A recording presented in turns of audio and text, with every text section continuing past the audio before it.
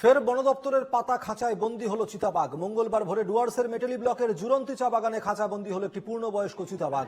বেশ কিছুদিন ধরেই এলাকার লাগাতার চিতাবাঘের হামলা হচ্ছিল। সন্ধ্যা হওয়ার পর থেকে তুলে নিয়ে যাচ্ছিল ঘরের ছাগল শুকর। প্রায় সপ্তাহ খানেক আগে চা বাগানের 19 নম্বর সেকশনে ছাগলের টোপ দিয়ে খাঁচা বসানো হয়। এদিন ভোরে চা বাগানের বাসিন্দারা খাঁচায় চিতাবাঘের গর্জন শুনতে পায়। কাছে গিয়ে দেখে একটি বড় চিতাবাঘ খাঁচার ভেতরে ছোটাছুটি করছে। খবর দেওয়া হয় বন দপ্তরের খুনিয়া স্কোয়াডে। খুনিয়া স্কোয়াডের বনকর্মীরা এসে খাঁচা সহ চিতাবাঘ উদ্ধার করে নিয়ে যায়। বন দপ্তর সূত্রে খবর, প্রাথমিক চিকিৎসার পর চিতাবাঘটিকে গরুমারা জঙ্গলে ছেড়ে দেওয়া হবে।